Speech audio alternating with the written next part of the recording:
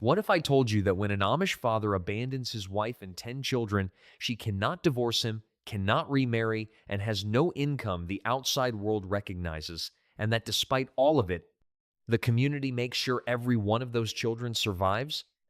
The morning he left. It rarely happens with a scene. No shouting, no slam door, no speech at the kitchen table. An Amish man who leaves his family most often does it quietly, the way people exit things they cannot face directly. He is there one evening and gone by morning.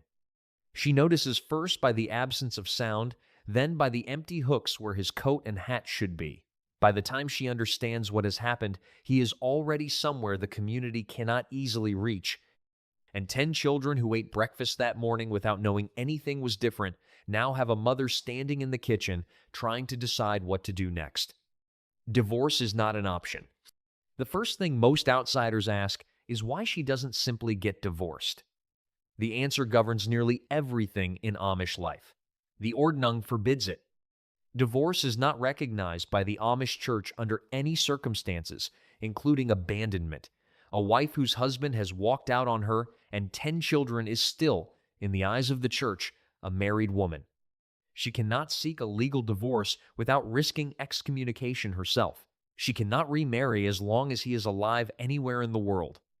The vow made before God at their wedding was permanent, and the behavior of the man who made it does not dissolve the vow. What it dissolves is him, but not her, and not the marriage.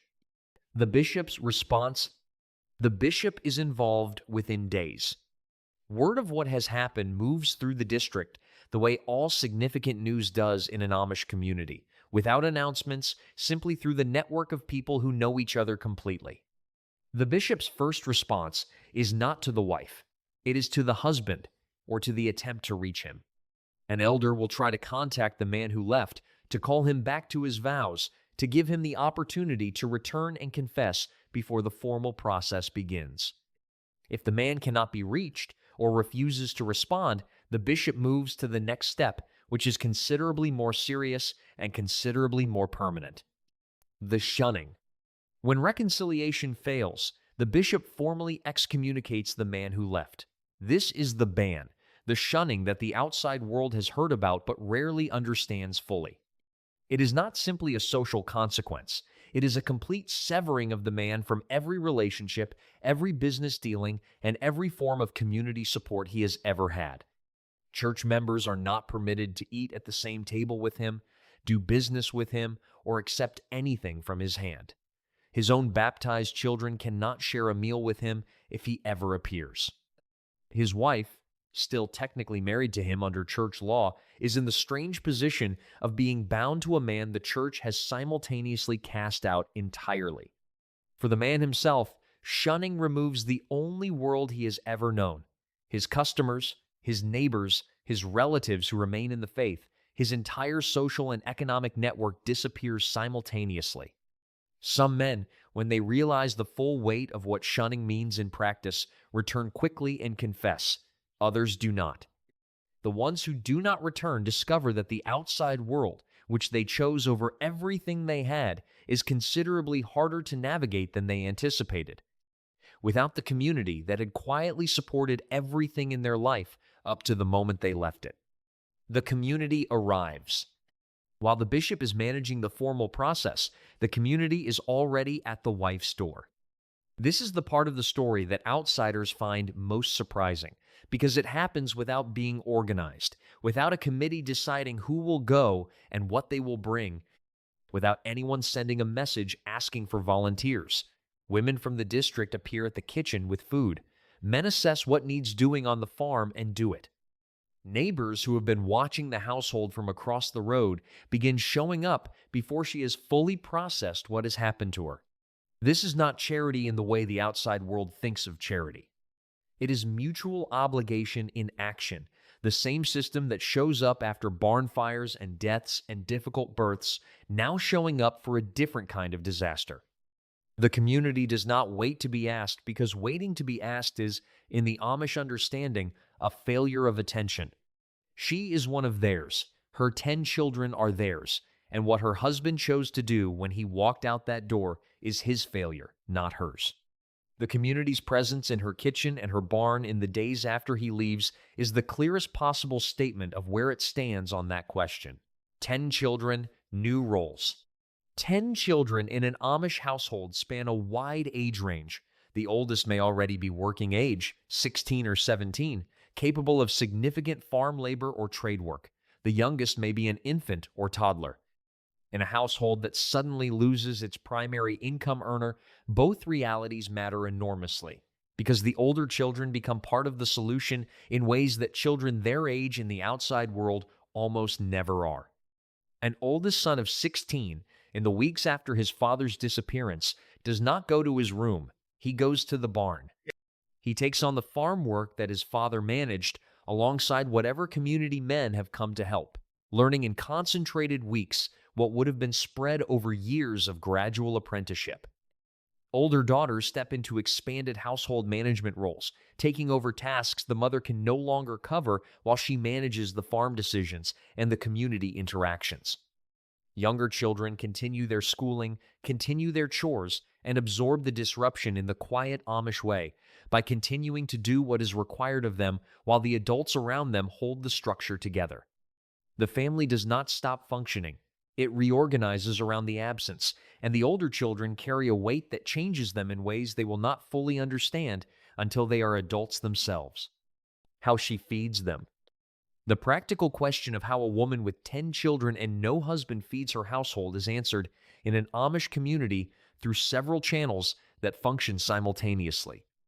The church's mutual aid system, which operates through collections taken after Sunday services and through direct community contributions, provides financial support to families in crisis without requiring applications, interviews, or bureaucratic processes. Money appears, food appears. The mechanisms are informal, but they are reliable, built on a theology of shared responsibility that has been practiced for generations. The wife's own practical skills also become income in a way that Amish women's skills always can. A woman who has run a household, managed a large garden, baked commercially at scale, and produced quilts or preserved food for years has a home-based income available to her that does not require leaving her children to pursue it. Some women in her position expand a small home business, selling produce, baked goods, or crafts with renewed urgency now that the income is not supplementary, but essential. Older children contribute earnings from work done for neighbors or nearby businesses. The household's finances are tight in a way they were not before, but the specific architecture of Amish economic life, built around self-sufficiency, community support, and home-based production, means that tight is survivable in a way it might not be for a woman in the outside world in the same situation. The legal limbo. Her situation in the eyes of civil law is complicated in ways that add practical difficulty to the theological one. She is still legally married to a man who has left. If he pursues a civil divorce in the outside world, she will be served papers that put her in an impossible position. Accepting the divorce means participating in something the church forbids, but ignoring it has its own legal consequences. If he does not pursue a legal divorce and simply disappears, she has no access to his income, no legal mechanism to compel support, and no ability to enter into any financial arrangements that require a single adult signature on property she jointly owns. In some states, abandonment can eventually be grounds for legal separation that protects her property rights and her ability to manage household finances without his signature. Legal aid organizations that work with Amish and former Amish individuals are familiar with this situation, and some church communities quietly connect abandoned wives with the minimal outside legal assistance needed to secure the household's practical standing without crossing into divorce. It is a careful navigation of two legal systems, one the ordnung and one the state, that were not designed to work together and that leave an abandoned Amish wife in a particular kind of limbo that the outside world has no direct equivalent for, if he tries to return. Some men come back. The outside world is harder than they expected, the shunning is more complete than they anticipated, and the life they chose over their family turns out to have less in it than the life they left. When a shunned man returns and seeks restoration, the process requires a public confession before the congregation and a period of demonstrated repentance before the church considers restoring him to full membership. The bishop and the elders determine whether the confession is genuine and whether the timeline for restoration is appropriate. What makes this situation uniquely complicated is the wife who has been managing 10 children alone since he left. The church's process for restoring a repentant man does not automatically restore a marriage. She is not required to take him back simply because the church forgives him. In practice, most Amish communities expect reconciliation to follow genuine repentance, and there is quiet pressure on a wife to receive a confessed and restored husband back into the household. But she has lived through months or years of managing alone. Her children have built their lives around his absence. Her oldest son has become the household's functional head, and the man now standing at her door asking to come back is asking her to undo a reorganization that the entire community helped her build. Whether she lets him back depends on the woman, the community, and what kind of man he demonstrates himself to be in the long period of rebuilding that forgiveness, if she offers it, would require. What survival looks like. 2 years after a man leaves, the household he abandoned does not look broken from the outside. The garden is planted, the children are in school, the kitchen is running. The farm, scaled back from what it was when he managed it but still producing, is being maintained by hands that were not doing this work 2 years ago and are now doing it without being asked. The wife has aged in ways that the community notices without mentioning, a particular quiet in her face that was not there before, a steadiness in how she manages decisions that used to belong to someone else. She does not discuss what happened in the way an outsider might expect. The Amish do not process grief publicly or at length. She answers questions when the bishop or the elders or a trusted older woman asks them, and she prays privately with a persistence that her faith requires and that she would not know how to abandon even if she wanted to. The children are the measure of whether she has succeeded. The older ones are working, contributing, reliable, in ways their father never prepared them to be this young. The younger ones are, for the most part, too young to carry the weight of what their father chose. They simply know what is and what is not. And what is not is a father at the table. What survival looks like in an Amish community when a man leaves is not triumphant. It is not the story of a woman who discovered her independence and built something new.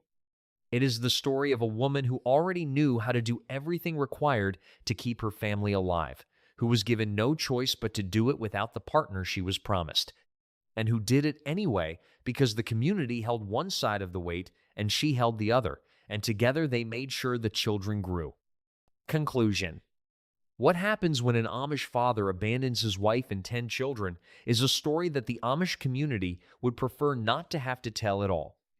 It does not fit the picture of Amish life that the community holds of itself, of faithful husbands and strong marriages and families that endure because their faith asks them to. And yet, it happens. In every generation, in communities across every state where the Amish have settled, because the Ordnung governs behavior but cannot govern the heart of a man who has decided that the life he made is not the life he wants. What the story reveals about the community is not the failure of the man who left. It reveals the community's capacity to absorb a failure of that magnitude and keep 10 children from feeling its full weight. The mutual aid system, the bishop's formal response, the women who appeared at the door with food, the neighbors who maintained the farm, the older children who stepped into roles no one should have needed them to fill so young. All of it is the community doing what it was built to do, holding families together even when the family's own foundation has walked out the door. The wife at the center of it will carry the weight of what happened for the rest of her life, in the particular Amish way, quietly, without public acknowledgement, without the language of victimhood that the outside world would offer her, and without the option of legally closing what her husband broke open when he left. She is still, by the church's reckoning, his wife. She will be his wife until one of them dies. What she does with that fact in the daily life of a household she rebuilt from what he left her is the truest measure of what the Amish community produces when it raises its daughters to endure everything and ask for nothing, and then surrounds those daughters, when the worst happens, with every hand it has.